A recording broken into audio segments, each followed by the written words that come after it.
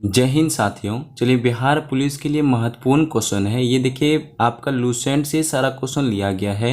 ये बहुत ही important question है। ये मत सोचिएगा कि थोड़ा इजी क्वेश्चन है। ये बिहार दरोगा में पूछा गया प्रश्न है, इसलिए इसको पूरा देखिएगा, लास्ट तक जरूर देखिएगा, क्योंकि आप लोग थोड़ा देख के छोड़ देते हैं। आपसे रिक्वेस्ट करते हैं कि पूरा वॉच जरूर कीजिए वीडियो को। इससे पहले 3 पार्ट आपका अपलोड हो चुका लूसेंट का, आप चाहें तो प्लेलिस्ट में जाके देख सकते हैं। लिखा होगा बिहार पुलिस लूसेंट जीके, उसको देख लीजिएगा प्लेलिस्ट में जाके सारा वीडियो को।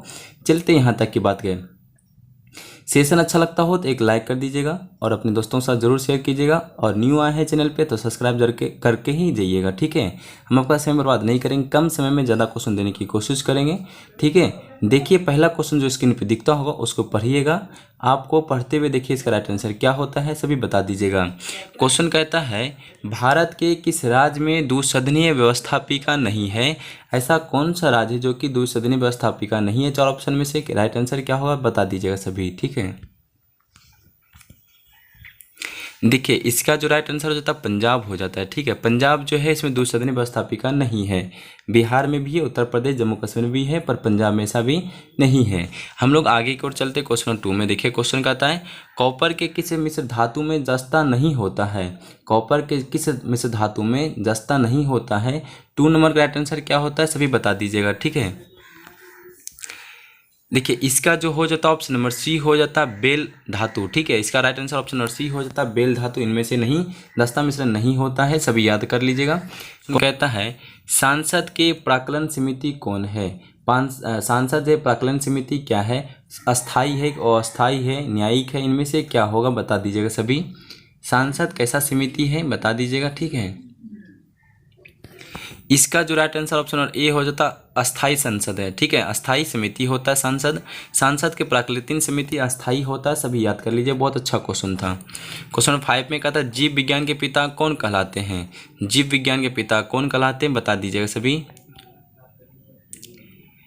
इनका राइट हो जाता है ऑप्शन नंबर ए अरस्तु। जीव विज्ञान के पिता कौन कहलाता है? अरस्तु कहलाता है। ठीक है, क्वेश्चन नंबर 5, निम्न में कौन सा एक कूट फल है बता दिए। क्वेश्चन 6 का क्वेश्चन कहता है, निम्न में से कौन सा एक कूट फल है? क्वेश्चन 6 का राइट आंसर क्या होता है बताइएगा आप सभी। देखिए इसका जो right answer option number A हो जाता है सेब हो जाता है। ठीक है, इनमें जो है ऑप्शन नंबर ए हो जाता है सेब हो जाता है। इसको आप लोग बता दीजिएगा इसका राइट आंसर क्या होता है। इनमें से कौन सा कुट फल है? सेब हो जाता है। ठीक है, सभी देख लीजिएगा। क्वेश्चन नंबर 7 में क्वेश्चन कहता है, सूर्य एवं तारों में ऊर्जा का प्रमुख स्रोत है।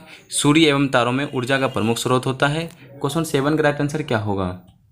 क्वेश्चन नंबर 7 का क्वेश्चन अच्छे समझिएगा। सूर्य एवं तारों में ऊर्जा का प्रमुख स्रोत क्या होता है सभी बता दिए। बहुत इंपॉर्टेंट क्वेश्चन, ये पूछा जाता है बार बार क्वेश्चन। सूर्य एवं तारों में ऊर्जा का प्रमुख स्रोत क्या होता है? क्वेश्चन नंबर 7 का राइट आंसर क्या होता है बता दीजिएगा सभी। ठीक है, देखिए इसका जो राइट आंसर हो जाता है ऑप्शन नंबर बी नाभिकीय संलय हो जाता है। सभी को पता भी होगा सूर्य एवं तारों का ऊर्जा का प्रमुख स्रोत हो जाता है नाभिकीय संलय, सभी याद रख लीजिएगा। हम लोग चलते हैं क्वेश्चन नंबर 8 में। मेघालय की गारो पहाड़ियों निम्न में से किस फसल से उत्पादन के लिए जानी जाती है? पूछा जाता है मेघालय की जो गारो पहाड़ियों निम्न में, इसका जो राइट आंसर हो जाता है, इसका right answer option number A हो जाएगा संतरा हो जाता है। ठीक है, इसका ऑप्शन नंबर ए हो जाएगा संतरा हो जाता है। ठीक है, मेघालय की गारो पहाड़ियों निम्न में से किस फसल के उत्पादन के लिए जानी जाती है? ऑप्शन नंबर ए हो जाता है संतरा। ठीक है, हम लोग क्वेश्चन नंबर 9 में क्वेश्चन कहता है, भारत में वन नीति 1952 ईस्वी का संशोधन कब किया गया था? देखिए भारत में वन नीति जो आया था 1952 ईस्वी में, फिर संशोधन कब किया गया था इसको बता दीजिए। राइट आंसर क्या होता है सभी। ठीक है, देखिए इसका जो राइट आंसर ऑप्शन डी हो जाता है 1988 ईस्वी में। इसका जो क्या था संशोधन का 1988 में क्वेश्चन आता है, और पूछा भी गया है बिहार दरोगा में, आप लोग चेक कर सकते हैं प्रीवियस ईयर का। ठीक है, इसलिए इंपॉर्टेंट क्वेश्चन इसको याद रख लीजिए कॉपी में नोट करके। क्वेश्चन नंबर 10 में कहता है, भारत का दक्षिणतम बिंदु कौन है? इसका जो राइट आंसर हो जाता है ऑप्शन और सी हो जाएगा इंदिरा पॉइंट हो जाता है। ठीक है, ऑप्शन और सी हो जाएगा इंदिरा पॉइंट हो जाता है।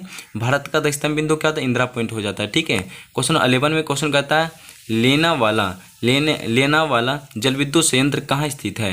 लेना वाला जल विद्युत संयंत्र कहाँ स्थित है बता दिएगा सभी। 11 नंबर का आंसर क्या होगा?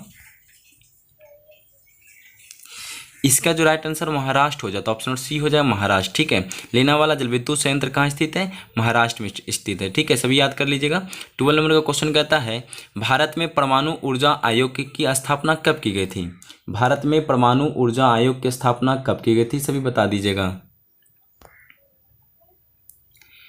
इसका जो राइट आंसर ऑप्शन बी हो जाता है 1948 ईस्वी में, ठीक है।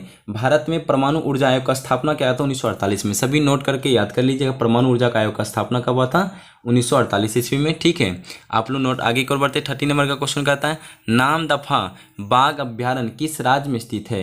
इंपॉर्टेंट क्वेश्चन है, नामदफा बाघ अभ्यारण्य किस राज्य में स्थित है, बता दीजिएगा सभी। 30 नंबर राइट आंसर क्या होगा।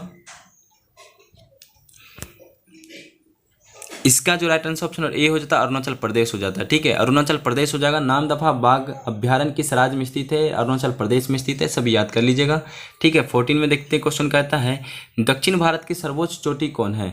दक्षिण भारत की सर्वोच्च चोटी कौन है। देखिए 14 नंबर राइट आंसर क्या होगा बता दीजिएगा सभी, ठीक है। इसका जो ऑप्शन नंबर सी हो जाता है अन्नायमुडी हो जाता है, ठीक है। इसका ऑप्शन नंबर सी हो जाएगा। दक्षिण भारत की सर्वोच्च चोटी है अन्नायमुडी, ठीक है। ऑप्शन नंबर सी हो जाएगा। 50 नंबर क्वेश्चन कहता है विश्व पृथ्वी दिवस मनाया जाता है। विश्व पृथ्वी दिवस कब मनाया जाता है सभी बता दीजिएगा। बिहार पुलिस में तो ये पूछा ही जाता है कि ना कोई क्वेश्चन, ठीक है। दिवस के बारे में पृथ्वी दिवस कब मनाया जाता है विश्व का, बता दीजिए सभी। इसका जो देखिए ऑप्शन नंबर ए हो जाता है 22 अप्रैल को, ठीक है। पृथ्वी दिवस कब मनाया जाता है 22 अप्रैल को, याद कर लीजिएगा। ये बिहार पुलिस में पूछा भी गया था एक बार, ठीक है। प्रीवियस ईयर में आप इसको चेक कर सकते हैं। 60 नंबर क्वेश्चन कहता है सेबी, सेबी का मुख्यालय कहाँ है बता दीजिएगा। सेबी का मुख्यालय कहाँ है सभी बता दीजिए। राइट आंसर क्या होता है 60 नंबर का। इसका जो ऑप्शन नंबर बी हो जाएगा मुंबई, मुंबई में, ठीक है। ऑप्शन नंबर बी हो जाएगा मुंबई, मुंबई में सेबी का मुख्यालय है। हेडक्वार्टर कहाँ है सेबी का, मुंबई में है। 17 नंबर का क्वेश्चन कहता है अरुण 3 जल परियोजना निम्नलिखित में से किस स्थान पर स्थित है बता दीजिएगा सभी। अरुण 3 जल परियोजना निम्नलिखित में से किस स्थान पर स्थित है बता दीजिए। 17 नंबर का राइट आंसर क्या होगा। ऑप्शन नंबर सी हो जाता है नेपाल, नेपाल में स्थित है, ठीक है। सभी याद रखिएगा। अरुण जल 3 परियोजना निम्नलिखित में से, जल परियोजना निम्नलिखित में से किस स्थान पर स्थित है तो नेपाल में है, सभी याद कर लीजिए नेपाल में स्थित है, ठीक है। हम चलते 18 नंबर का क्वेश्चन कहता है निम्नलिखित में कौन सा विषय भारतीय संविधान के अनुसार संघीय सूची में सम्मिलित नहीं किया गया है बता दीजिएगा। इनमें से कौन है जो सूची में शामिल नहीं है, ठीक है, बता दीजिएगा। भारतीय संविधान के अनुसार संघीय सूची में पूछा जा रहा है कि संघीय सूची में कौन शामिल नहीं है। देखिए इसका जो राइट आंसर क्या होगा बता दीजिएगा सभी। इसका जो राइट आंसर ऑप्शन सी हो जाता है स्थानीय शासन, ये इनमें से संघीय सूची में शामिल नहीं है। स्थानीय शासन इसमें जो क्या है शामिल नहीं है, ठीक है। सभी याद रख लीजिए ऑप्शन नंबर सी होता है राइट आंसर। अब हम आगे की ओर बढ़ते हैं। क्वेश्चन 19 में बिहार में 1857 की क्रांति का नेतृत्व किसने किया था। बिहार में 1857 की क्रांति का नेतृत्व किसने किया था बता दीजिए। 19 नंबर का क्वेश्चन क्या होगा राइट। इसका जो राइट आंसर ऑप्शन ए हो जाता कुंवर सिंह हो जाता, वीर कुंवर सिंह हो जाएंगे, ठीक है। बिहार में 1857 की क्रांति नेतृत्व किसने किया था, वीर कुंवर सिंह हो जाएंगे। ऑप्शन नंबर ए हो जाता है, ठीक है। सभी याद कर लीजिएगा। 20 नंबर का क्वेश्चन कहता है निम्न में कौन सा अनुच्छेद धार्मिक कार्यों का प्रबंध की क्षमता से संबंधित है बता दीजिएगा। क्वेश्चन इंपॉर्टेंट है, बता दीजिएगा। कार पूछा जा रहा है कि निम्न में कौन सा अनुच्छेद जो है धार्मिक कार्यों का प्रबंध की क्षमता से संबंधित है बता दीजिए। राइट आंसर क्या होगा 20 नंबर का। इसका जो राइट आंसर ऑप्शन ए हो जाता है अनुच्छेद 26। ये क्या है अनुच्छेद 26 जो देता है धार्मिक कार्यों के लिए स्वतंत्रता देता है, ठीक है। सभी याद रख लीजिए ऑप्शन नंबर ए होता है अनुच्छेद 26। हम चलते 21 का क्वेश्चन कहता है भारत के डैश राज्यों में हॉर्नबिल फेस्टिवल का आयोजन किया जाता है। पूछा जा रहा है भारत के किस राज्य में हॉर्नबिल फेस्टिवल का आयोजन किया गया है। 21 का राइट आंसर क्या होता है सभी बता दीजिएगा। इसका जो नागालैंड हो जाता है ऑप्शन ए हो जाता है हॉर्नबिल फेस्टिवल जो है नागालैंड में मनाया जाता है, आयोजन किया जाता है, सभी याद कर लीजिएगा। हम लोग चलते 22 में। देखिए क्वेश्चन कहता है भारत और श्रीलंका के मध्य संयुक्त सैन्य युद्ध अभ्यास। भारत और श्रीलंका जो है मध्य संयुक्त सैन्य अभ्यास क्या हुआ था बता दीजिए। 4 ऑप्शन में से राइट आंसर क्या होगा। इसका जो हो जाएगा मित्र शक्ति हो जाता है, ठीक है। ऑप्शन ए हो जाएगा मित्र शक्ति हो जाएगा। आप लोग देख लीजिएगा। इसका भारत और श्रीलंका के मध्य संयुक्त होगा मित्र शक्ति हो जाता है, ठीक है। आप लोग एक क्वेश्चन बता दिए भारत और अमेरिका बीच में कौन सा संयुक्त अभ्यास हुआ था बता दीजिएगा, ठीक है। 23 का क्वेश्चन कहता है किस 17वीं लोकसभा चुनाव कितने चरणों में संपन्न हुए थे बता दीजिए। क्वेश्चन ये पूछा भी जाता है 17वीं लोकसभा में चुनाव कितने चरणों में संपन्न हुए थे बता दीजिएगा। ये जो थे 7 चरणों में हुए थे। ऑप्शन डी हो जाता है, ऑप्शन डी 7 चरणों में 17वीं लोकसभा का चुनाव हुआ था। याद रख लीजिएगा 17वीं लोकसभा का चुनाव कितने चरणों में हुआ था? 7 चरणों में हुआ था। ठीक है। 24 का क्वेश्चन कहता है निम्नलिखित में से कौन मलेशिया का 16वां राजा बना है? देखिए इसे बहुत इंपॉर्टेंट क्वेश्चन बता दीजिएगा, लेटेस्ट क्वेश्चन है। निम्नलिखित में से कौन मलेशिया का 16वां राजा बना है? इसका जो राइट आंसर क्या होता है सभी बता दीजिएगा। ठीक है। आप लोग का ऑप्शन और बी हो जाता सुल्तान अब्दुल्ला हो जाता है, 16वां राजा बना है। निम्नलिखित में से कौन मलेशिया का 16वां राजा बना? सुल्तान अब्दुल्ला हो जाता है। ठीक है, सभी याद कर लीजिएगा और अच्छा क्वेश्चन है। ठीक है।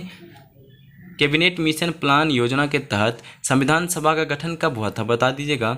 कैबिनेट मिशन प्लान योजना के तहत में संविधान सभा का गठन कब हुआ था? सभी बता दीजिएगा और इजी क्वेश्चन है और इम्पोर्टेंट भी है। ठीक है। इसका जो राइट आंसर हो जाता है ऑप्शन नंबर बी हो जाता है 26 नवंबर 1946 में। ऑप्शन नंबर बी हो जाता है राइट आंसर नवंबर 1946 में। ठीक है। कैबिनेट मिशन प्लान योजना के तहत में संविधान सभा का गठन नवंबर 1946 में हुआ था। सभी याद कर लीजिएगा। 25 में से आपका कितना सही हुआ बता दीजिएगा। ठीक है। सेशन कैसा लगा वो भी बता दीजिए कमेंट में। सभी को धन्यवाद।